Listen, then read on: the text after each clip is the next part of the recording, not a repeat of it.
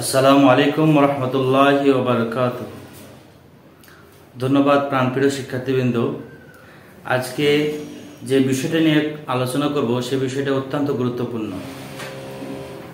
একজন শিক্ষার্থী যদি সর্বোচ্চ ভালো রেজাল্ট করতে চায় তাহলে তাকে যে বিষয়টার প্রতি খেয়াল রাখতে হবে সেটা হলো তার দৈনন্দিন সময় ব্যয়।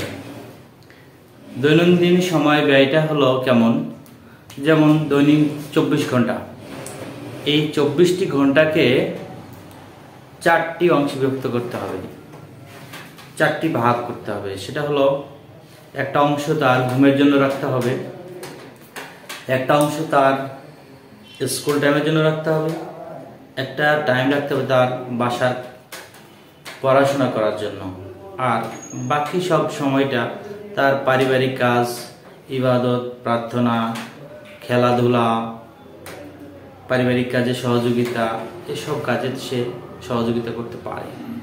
তাহলে এই 4টা অংশকে সে যদি ফুলফিলভাবে ফলো করতে পারে তাহলে তার রেজাল্ট অবশ্যই সে সর্বোচ্চ রেজাল্ট ধারণ করতে পারবে। সময় পড়াশোনা করে তাহলে সে সর্বোচ্চ রেজাল্ট A+ বা গোল্ডেন A+ পাবে। তাহলে সর্বোচ্চ রেজাল্ট A+ বা গোল্ডেন A+ পেতে চাইলে তার করণীয়টা কি? তার করণীয় হলো 6 ঘন্টা সে স্কুলে প্রতিদিন সময় দেবে, 6 ঘন্টা বাসায় নিয়মিত লেখাপড়া করবে, আর 6 ঘন্টা সে ঘুমের জন্য ব্যয় করবে। একজন স্টুডেন্টের জন্য স্বাভাবিক ঘুম 6 ঘন্টায় যথেষ্ট। তারপরও কেউ যদি চায় 6 ঘন্টার অতিরিক্ত ঘুমাতে, সেখানে ওই বাকি সময়ের ভিতর থেকে 1-8 ঘন্টা নিতে পারে। সর্বোচ্চ 7 ঘন্টা থেকে 8 ঘন্টা ঘুমাবে, এর থেকে বেশি কোনো ঘুম চলবে না। তবে স্বাভাবিক ঘুম 6 ঘন্টা হলে তার শরীরের জন্য কোনো ক্ষতি হবে না, এটা আমরা বলতে পারি। আর 6 ঘন্টা হলো বাকি সব কাজের ভিতরে কি থাকবে? বাকি সকল কাজের ভিতরে থাকবে সেটা হলো বাড়ির কাজকর্ম থাকতে পারে, বাবা মাকে কাজে সহযোগিতা করা, ইবাদত, প্রার্থনা, যারা মুসলিম তারা নামাজ বন্দেগী করবে, যারা অন্য ধর্ম তাদের প্রার্থনা করতে পারে বা অন্যান্য কাজে সহযোগিতা করতে পারে। এই মোট 24 ঘন্টা দৈনন্দিন রুটিন। এখন আমরা দেখি একটা স্বাভাবিক চিন্তা ভাবনা থেকে যে একটা শিক্ষার্থী যদি দৈনিক 1 ঘন্টা লেখাপড়া করে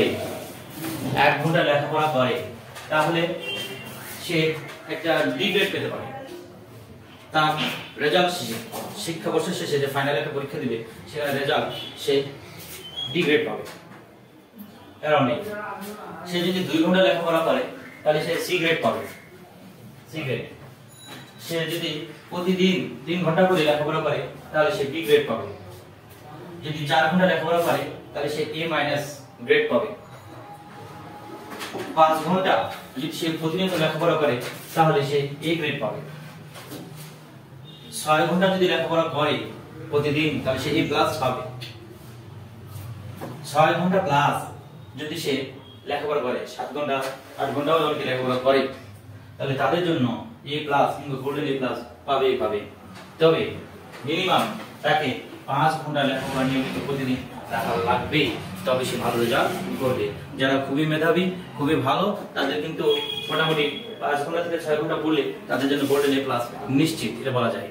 হ্যাঁ, এটা আমার বিভিন্ন স্টুডেন্ট থেকে পর্যবেক্ষণ করে দেখেছি, যারা ভালো রেজাল্ট করছে তাদের পড়াশোনা মোটামুটি কিন্তু এই 5 থেকে 6 ঘন্টা প্রতিদিন। যারা একটু মেধাবী তাদের জন্য 5 থেকে 6 ঘন্টা হলে যথেষ্ট, কিন্তু যারা একটু দুর্বল স্টুডেন্ট তাদের কিন্তু এই অনুশীলনটা একটু বেশি পরিমাণে করা লাগবে। তো শিক্ষার্থীবৃন্দ, তোমাদের জন্য শুভকামনা রইল, ভালো করার চেষ্টা করো।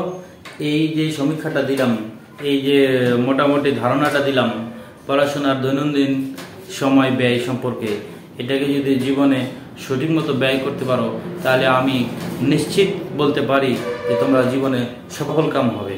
এবং শুধু এসএসসি পরীক্ষা নয়, যে কোনো পাবলিক পরীক্ষা এইচএসসি হতে পারে, এবং যে কোনো চাকরি পরীক্ষাতেও কিন্তু এটা কাজে লাগানো যেতে পারে। তো ধন্যবাদ সবাইকে, আজকে এ পর্যন্তই। আল্লাহ হাফেজ।